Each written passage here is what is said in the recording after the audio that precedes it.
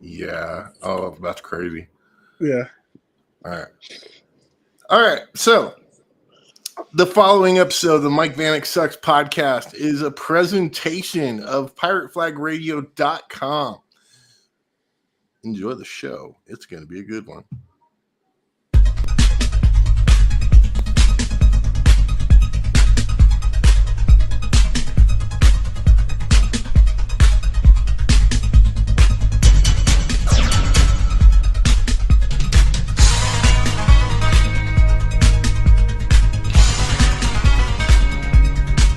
All right, kids.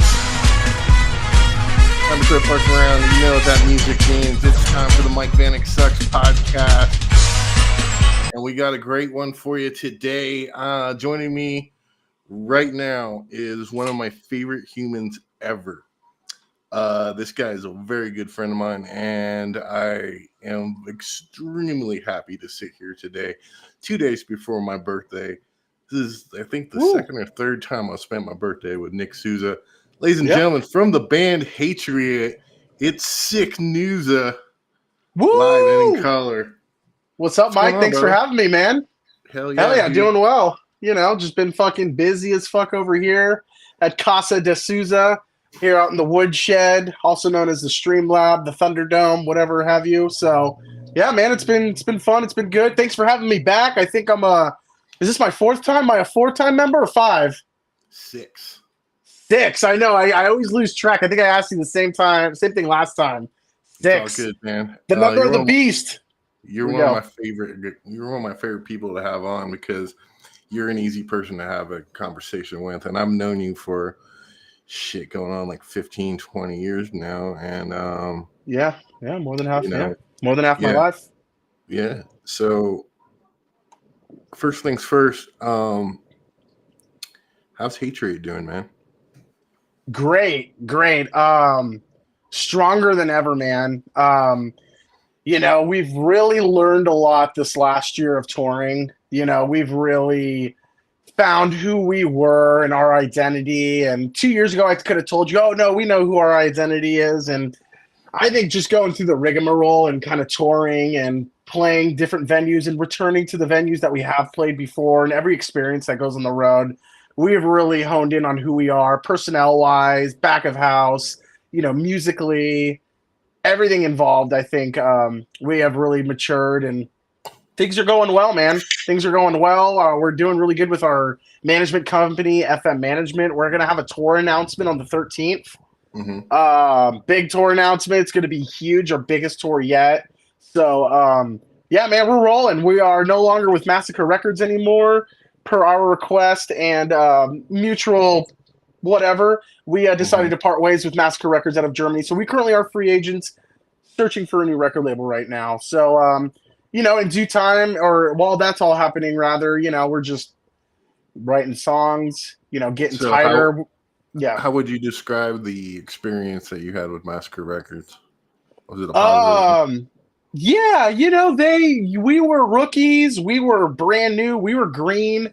Everything we needed from them as 18 and 20-year-old kids trying to make it, they offered it to us. They gave us, you know, five-finger record contract every time we went to record. It wasn't no cheap little contract. They hooked us up, they helped us out. It was just you know, they're out of Germany, and we just felt like, you know, we wanted to try to maybe go in a different direction on this, kind of moving forward. And we feel like, you know, no disrespect to them because they do great work, but it's just we've kind of just exhausted everything they have to offer at this point, you know. Yeah, that's cool. You guys just played the huge Omega Fest with Forbidden and Biohazard. How'd that go for you? Yeah, man, that was one of our best shows we've ever played in our career, you know, as far as crowd response, as far as tightness, everything. You know, I want to give a shout out to the close to 800 metalheads in the Bay Area that showed out to that. You know, it was nothing but love in the fucking building. It felt like a big incestual family reunion. You know, it didn't feel like, you know, oh, these are our fans or anything. It felt like the family showed up, and seeing love from the Machine Head guys that came down, and Phil Demmel came down, and Wayne from Hatebreed, and just the Death Angel guys, the Bay Area family got together, and I'm very fortunate and honored to be a part of it. And the show went incredible. Forbidden kicked ass. Biohazard was killer. Bewitcher fucking really did their thing. Frolic was great. So I was excited.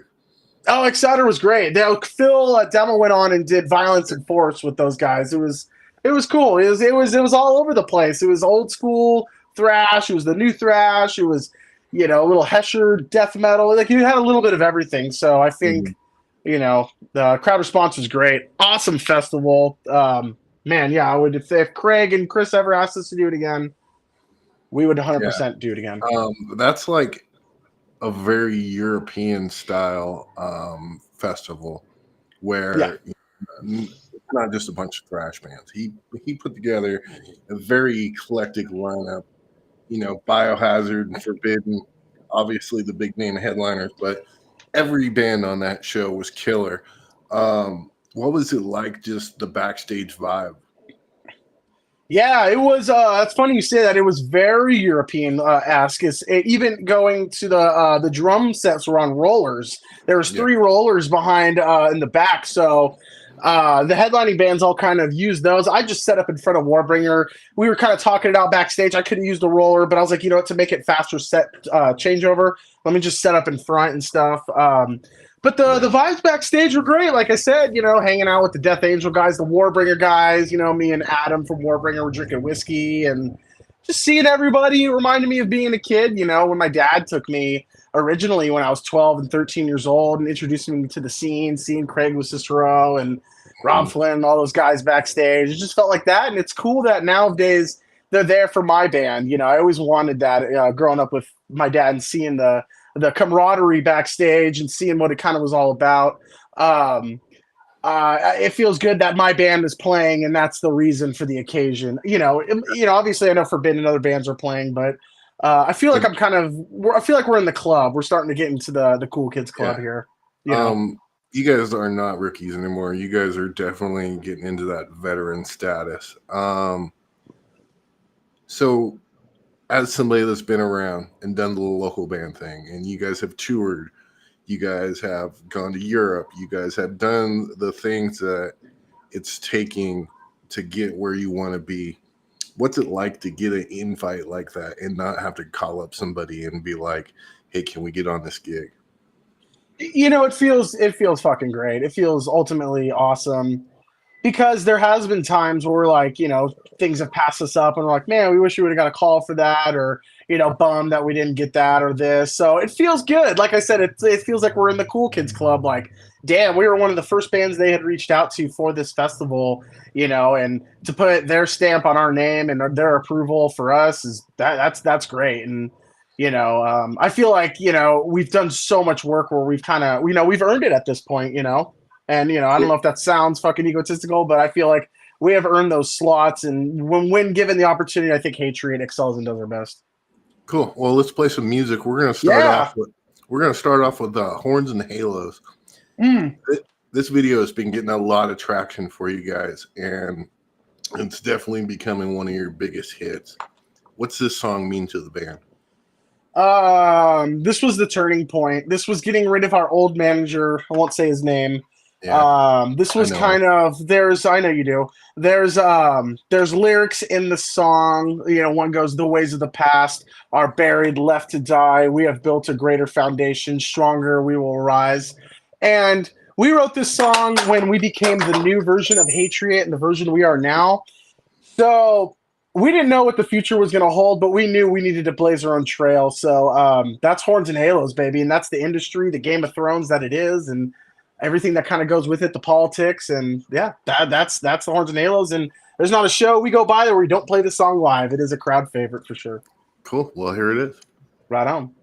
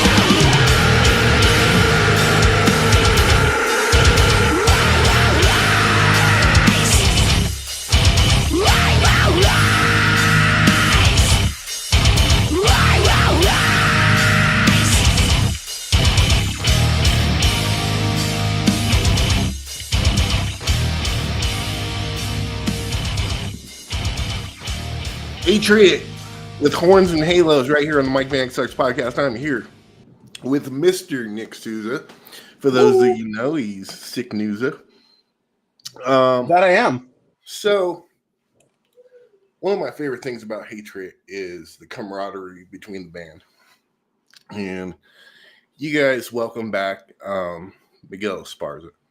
And just from... Sorry, I just took a fat bong here. Same. So from the outsider's perspective, because I'm 2,000 miles away, and you guys just seem like you're gelling like never before.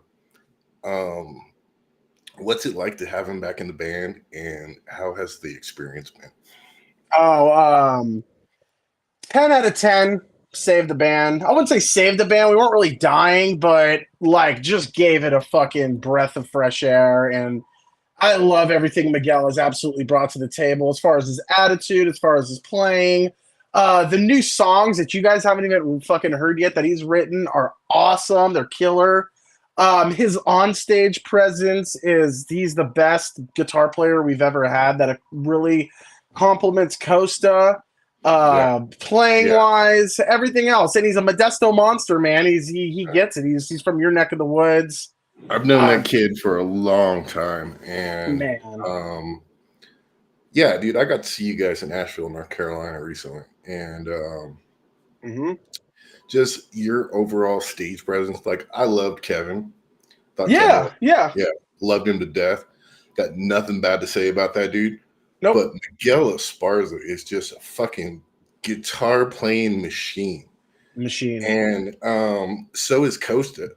And, I've known Costa since he was 14 years old. And, dude, those guys gel so... You guys are by far one of the best up-and-coming bands in the modern metal scene. And just your overall package is something special. It's got to be electric playing with those guys. Yeah, electric every time, fucking time. It's fun. It's so much fun. It's the most fun I've had on stage in my career. Yeah, and your brother is definitely coming into his own as a front man. He is. I mean? He's like, I don't know. I don't want to say this the wrong way, but people don't say, "Oh, it's Zetro's kid singing now." You know what I mean? It's, dude, have you heard Cody Souza? You know what I mean? And it's like, I've known Cody Souza for a long time. He's always been good. And it's like, dude, I can't express in words the feeling you get when you watch Hatriot live. I would compare it, I've seen them all. Yeah. Seen them all. And so have you. And I've stood side by side with you for some of the greatest bands ever. And you guys are getting there, man. And, hats off to you. I know you guys work your asses off. What would you tell an up-and-coming band? What are the most important parts of keeping your band together and getting to where you guys are? Yeah, continue to love what you do. Always want to love what you're doing. If you don't love it, raise your hand and figure out why you don't love it. Constantly make goals, make them realistic. Some of the goals you might not meet, and don't get discouraged by that. Don't get discouraged by no's. You're going to get tons of no's. We get so many no's. You have no understanding.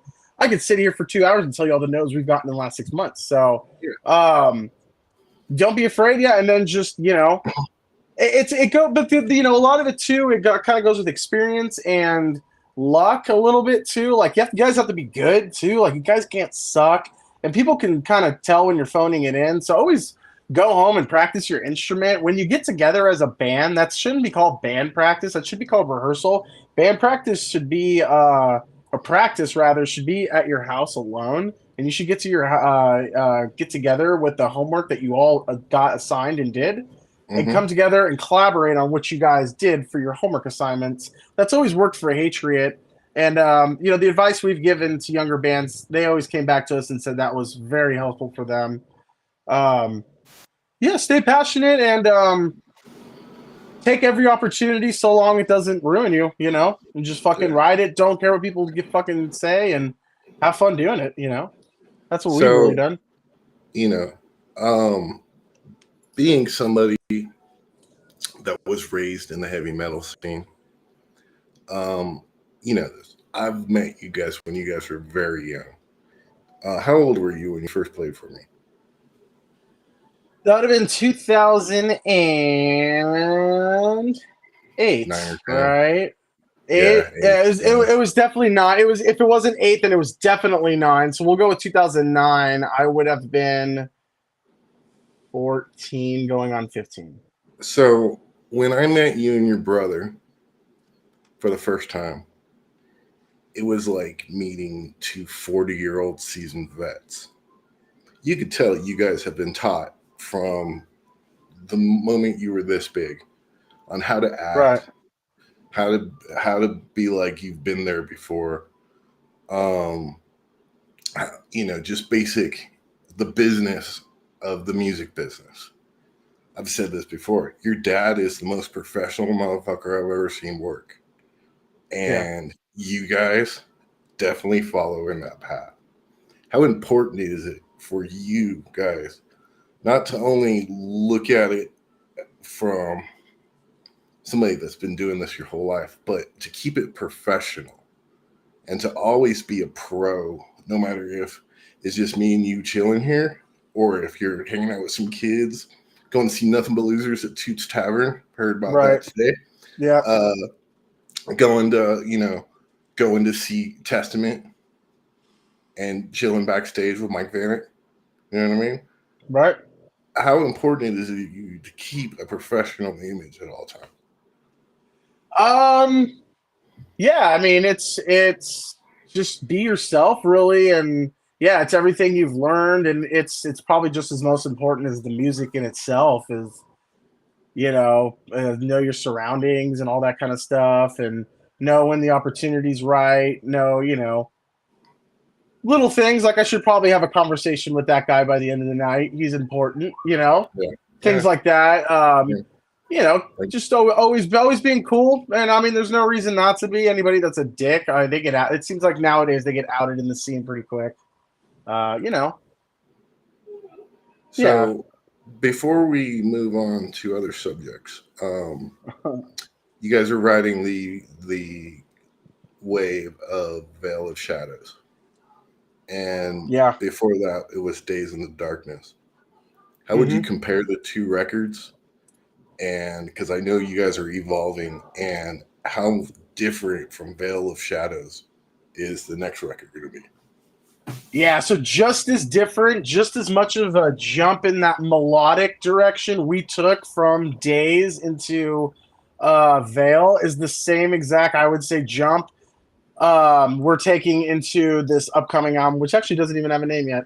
But it's a lot. Like I said, like even with the last album, when I did the interview a couple years ago, it's the heaviest shit we've written, and it's the lightest shit we've written again. We've really narrowed in on this very death metal. Black Dahlia meets a tad Testament meets do you still consider it? Do you still consider it a thrash metal band? Yeah. Not really. This new stuff isn't thrash. It's got thrash elements. It's got thrash elements to it, but it's just not really thrash anymore, which is okay. I mean, because the thrash kids love us, death metal kids loves us. I love it. I love it all. Toss my salad, daddy. I don't give a fuck. So you guys have always been a band that everybody likes. You know what I mean? And hats off to you for that. Before we move on, let's play my favorite song off Days in the Darkness. This is Ethereal Fucking Nightmare. And this is probably the 10,000th time I've ever played this song. 10,001.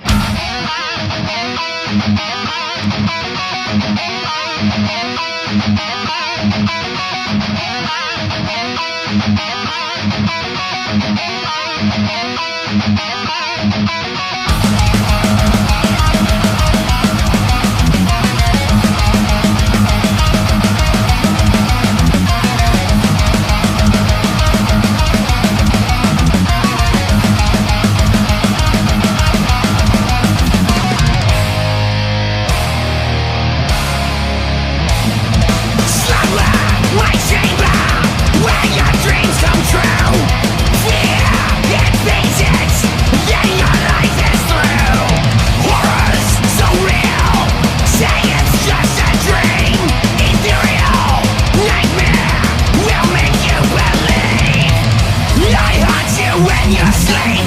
You wolf amongst the sheep. They sing with the screams and agony, making your daily reality. Make your bodies open mains. You explode by the light of day. Run now into your friends. Your cycle never ends. I will show in your dreams. Laughing at your equations with the thousands of strings. This world, like another past. You will be my victim, but tonight not the last. Stuck here forever with atrocious acts I've done. Killing and reaping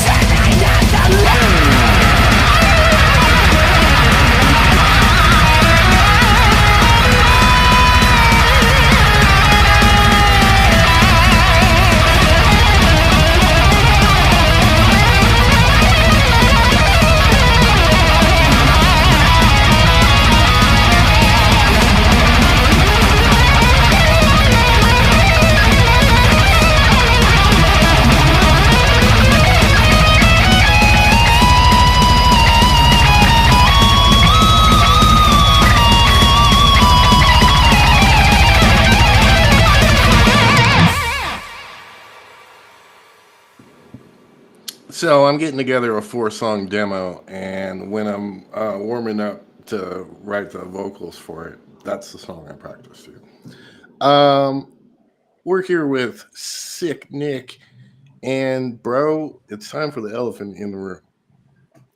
You recently got the opportunity to jam with one of our favorite bands of all time. What was it like getting the phone call from Vio-Lence? It was cool, man. It was crazy. It was like he sorry, Sean had hit me up on Instagram on the Vio-Lence account, and he's like, "Hey Nick, here's my number. You have a minute for a quick phone call later today?" And I was like, "Yeah, man, I'll be off work around like 3:30 or 4. I'll give you a call around then." He's like, "Cool, yeah, sounds good." And so I was like, man, 25% of me thought he's probably going to ask us to tour. Maybe he wants to do some dates.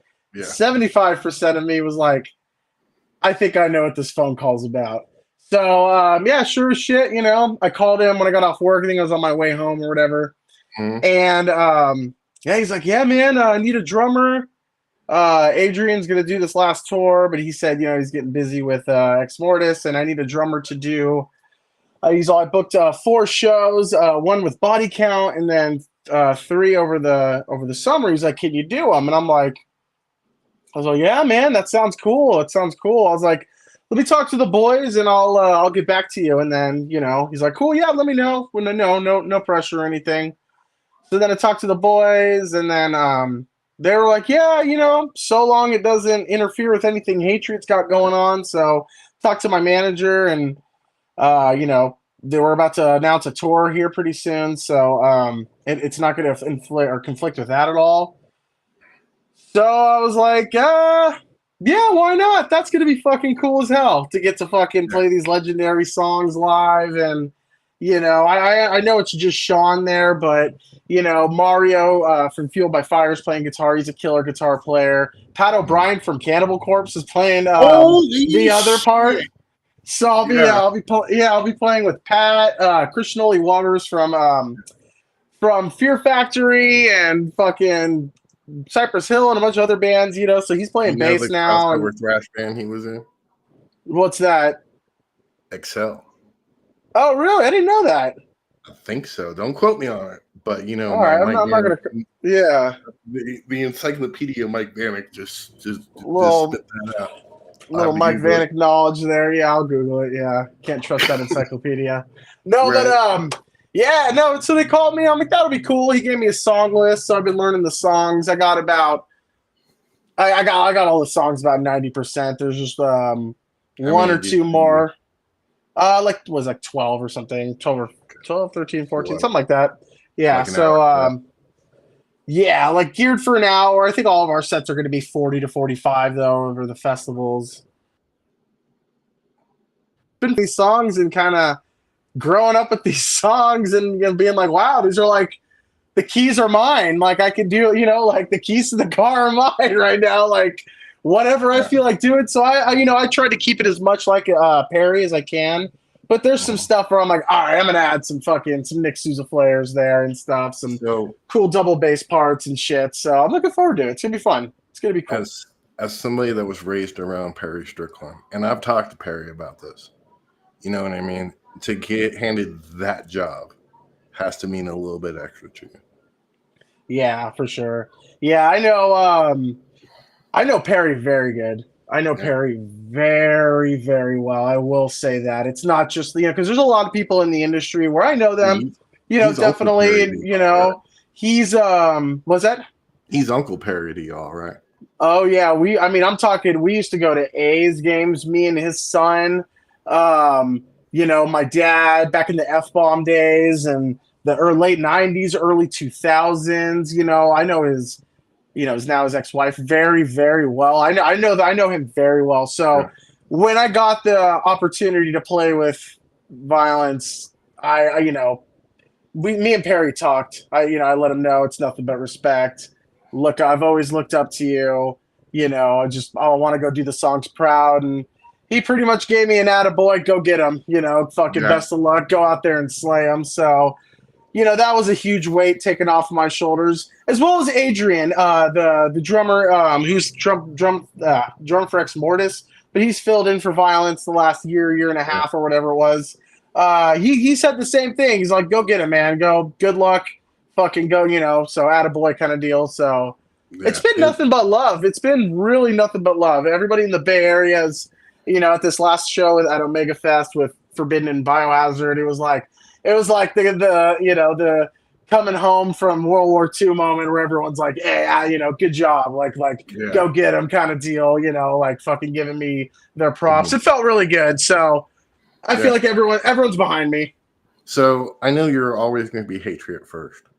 Yeah. And congratulations for that, because I know a lot of guys that would say, fuck this, to go play in that band.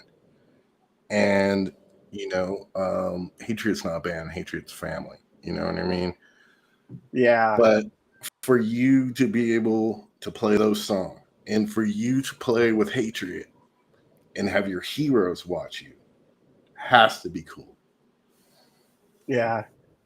It's the coolest moment. It's the moment you think about when you're 14 in your fucking room, or you're 12 watching Slipknot videos live. Like, man, one day, man, you see, or watching old Machine Head videos and seeing the guys from, Sepultura or Fear Factory on the side of the stage. You're like, man, is that ever going to be me one day? And it's, if it ends tomorrow, it's been fun, but it's only just fucking begun. And we're, like you said earlier, Hatriot, every time you've seen us, we're gotten better, and there's a lot of room for growth. So you haven't seen the best yet. I've seen every Hatriot. I know you have. Yeah, you've seen every chapter of us along the way. I know you have. So recently on Instagram, I got to see you guys go hang out with Trivium. Mm-hmm. What's it like to go hang out with our friend Alex? And they got to be the coolest dudes to hang out with. The coolest dudes. Yeah, they have a little, they call it the pig pen. Before they go on stage, about 40 minutes before they go on stage, they do like a little 25-minute jam, and they play like B-side Hatriots or Trivium songs. They did a cover of some sort, but it was a lot of fun to be there, and it was just kind of the close friends. But Matt's the sweetest dude, and he showed nothing but love to us and supporting us, he put us on his playlist on Sirius XM satellite radio. He put us on there like 3 or 4 times, which is fucking awesome.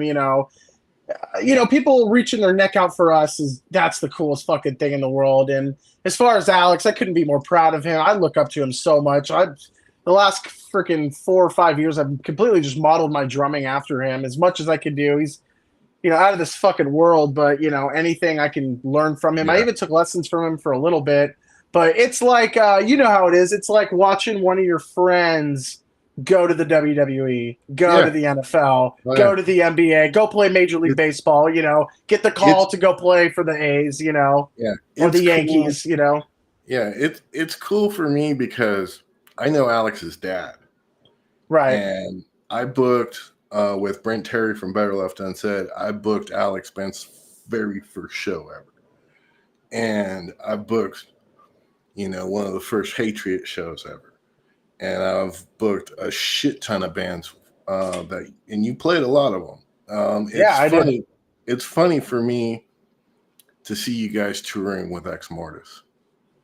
And because I booked y'all with Ex Mortis. Right. A long fucking time ago. And you talked about it. Yep. Yeah. So, it's like it's full circle, dude.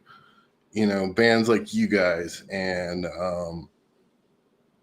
Ex Mortis and Bonded by Blood and all these guys. Warbringer, Havoc. Yep. Yeah. Havoc's another band that played for me. Right. Yeah, I know. We played with them at the Pizza Factory. Yeah, me and David and Costa, we all talked about that. Us and the Warbringer guys with John. Yeah. It's crazy, dude, because it's crazy. To see where you guys have gotten and to know where you guys have started. It's like I follow all those bands from the very beginning, and it's a very good sense of gratification to see your friends do good. So, speaking of my friends doing good, here's a song that you posted yourself practicing to. This is Eternal Fucking Nightmare. And I'm really fucking happy for you, man. I know you're going to take this as a really good working experience. Yeah, for sure. There was a couple fuck ups because I was playing the song along in my headphones and my headphones kept cutting out. Like it'd go, bit, so I was like, this is the metal gods testing me on this one. Right. Well, if I know anything about the Souza family, I know is that you guys are practicing fucking machines. So I know you'll get it, bro. Here is Eternal Nightmare on the Mike Vanek Sucks podcast with Sick Nick Souza.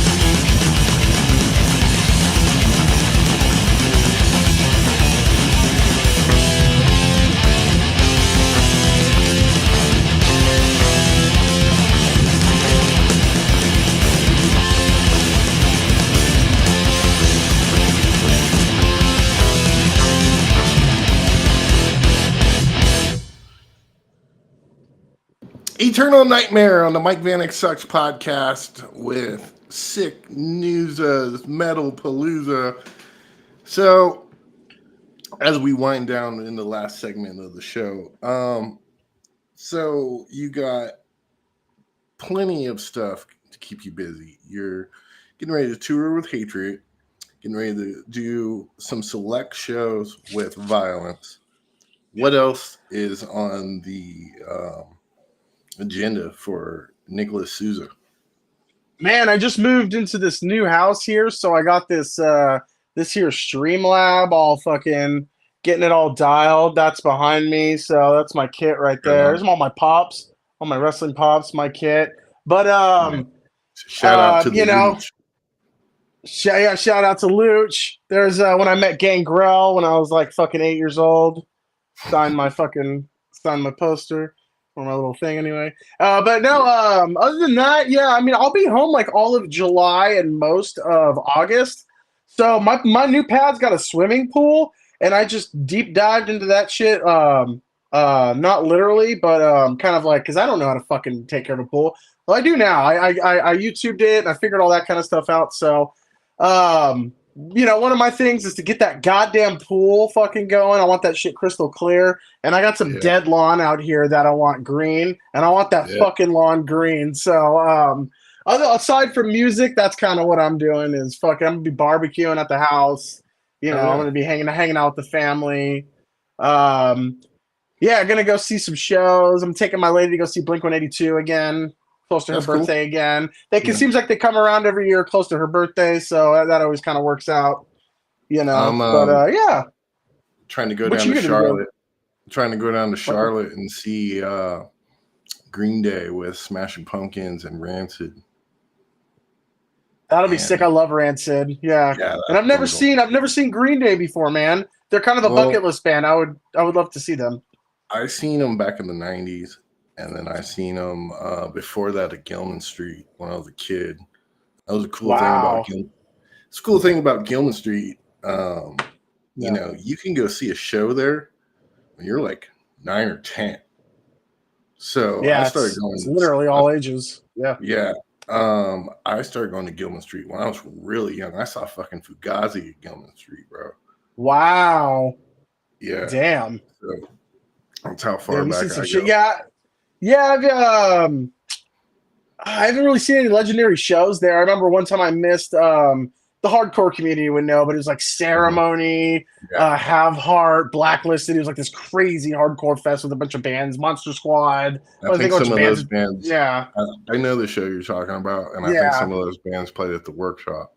Yeah, probably. Yeah, 100%. Yeah, totally. All right, man. So out of all the bands that you guys have played with, and out of all the bands that you guys will continue to play with, you know what I mean? What have been some of your all-time favorite bands that you've had the honor to play with? First, Vio-Lence, the Vio-Lence reunion show. I know I'm playing drums in them now, but I didn't know how long that was going to last or if that would ever happen. I would have bet you 3 years before that happened when Filthy was still in Machine Head, that Vio-Lence would have never got back together. So that was a fucking honor. Getting to play with Pops, the Exodus shows when he brought Rob Dukes on stage and Rick, that was a special moment. That was cool because out of all the craziness that had happened when the Exodus camp and my dad and Gary and the Hatriot thing, to see the Tempo of the Dam lineup on stage was like, it was almost tear jerking. Like all the bullshit that has happened, Rick getting clean, just everything that should not have happened. And when that happened with Hatriot opening, was like, fuck yeah, that was an honor. But I will say I love the Ex Mortis boys. It's anytime we go out, those guys, we're like brothers. I love those guys so much. Yeah, I remember them watching Cranial Damage, and you know what I mean? The eyes were fixated on Costa.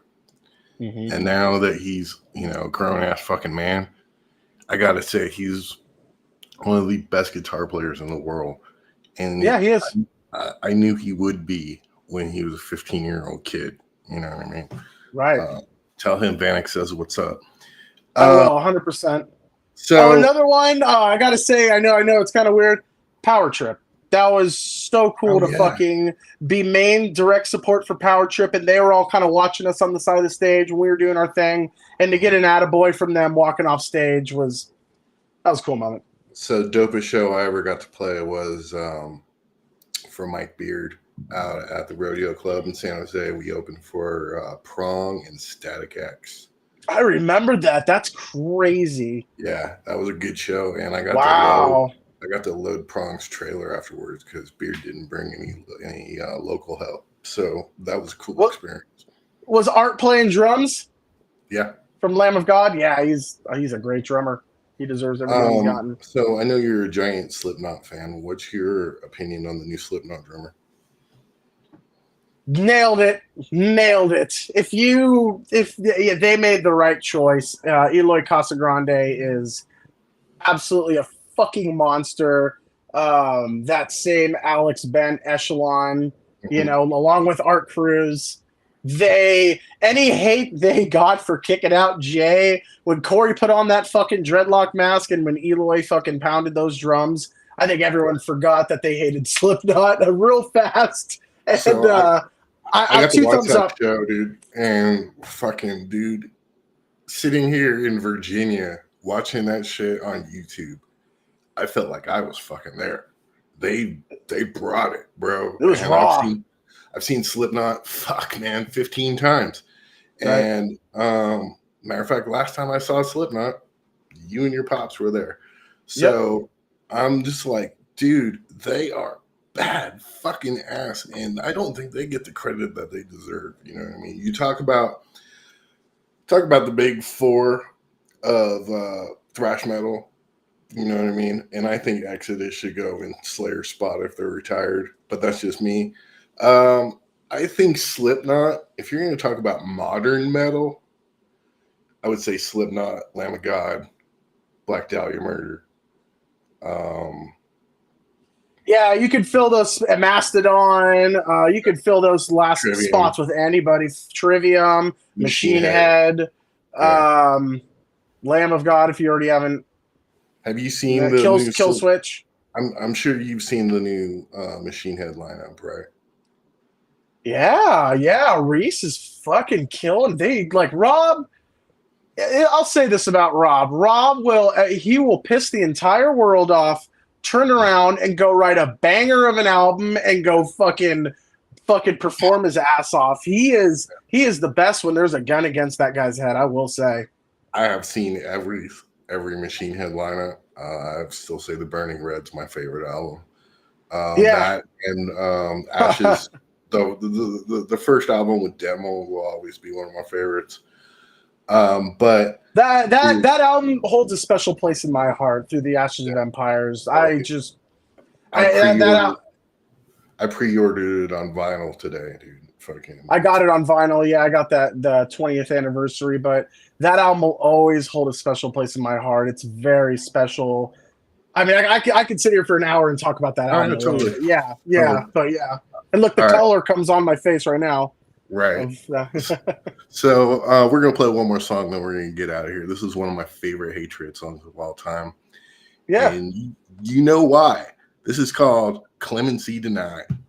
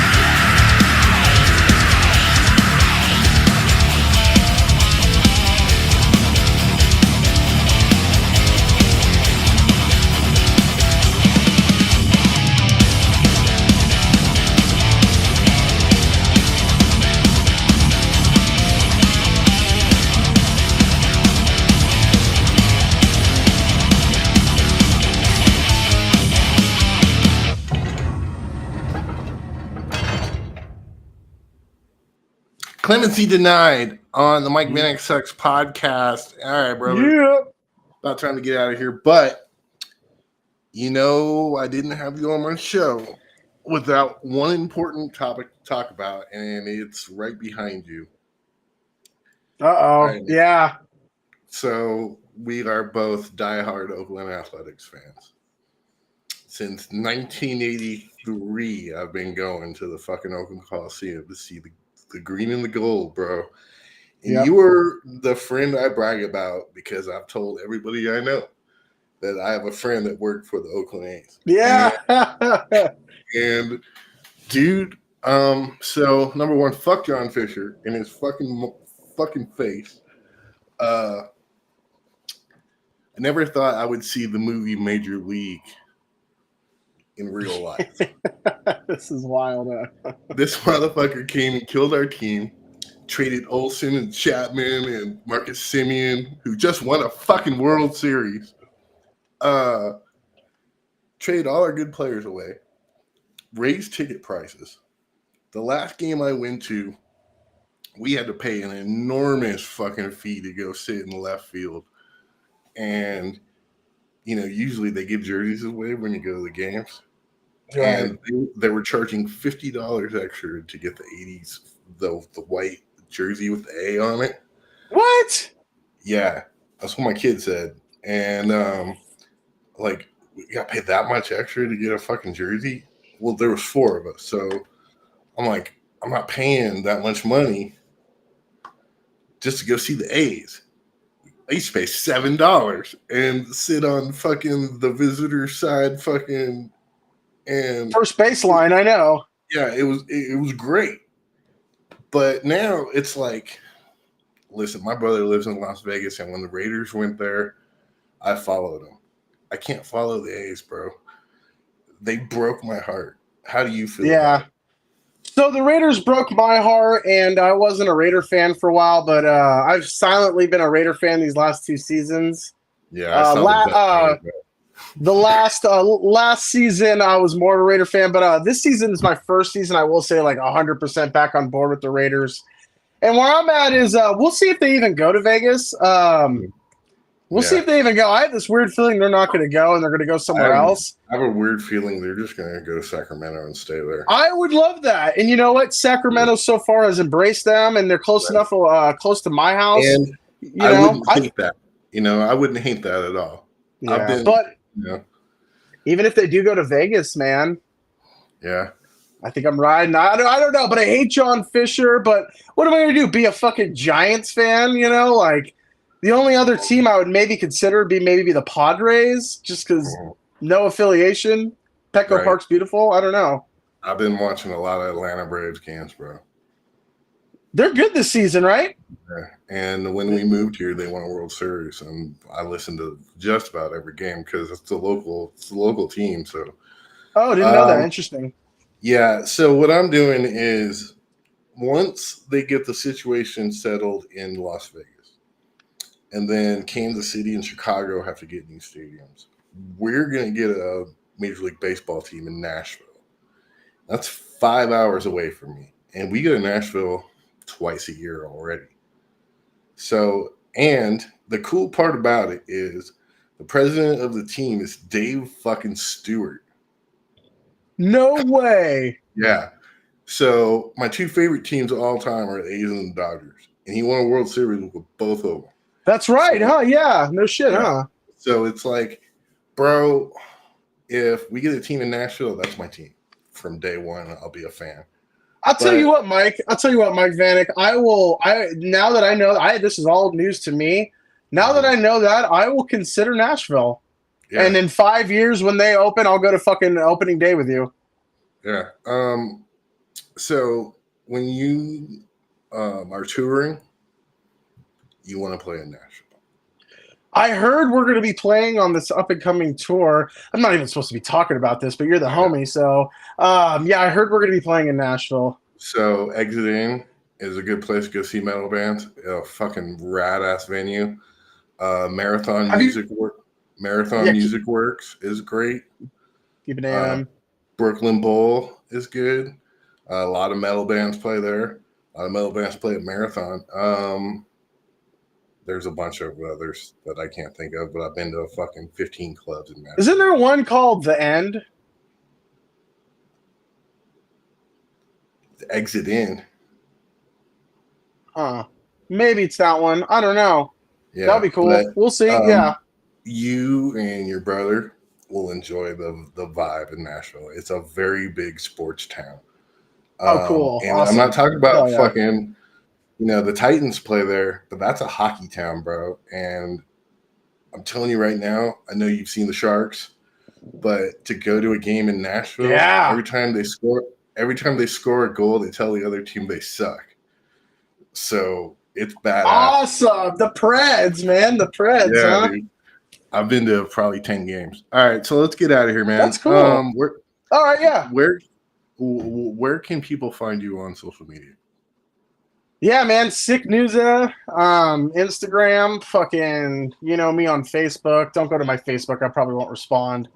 Go to me on it takes a Instagram. while. Hit me up my band.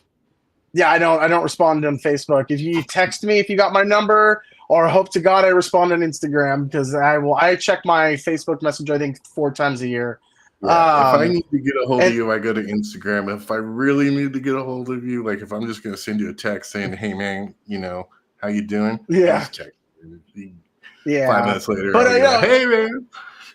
Yeah, right, yeah. I'm usually pretty good with text. But, follow us if you don't on fucking Spotify. Hatriot on Spotify, man. Our numbers have been through the roof. We're almost at 25,000 monthly listeners.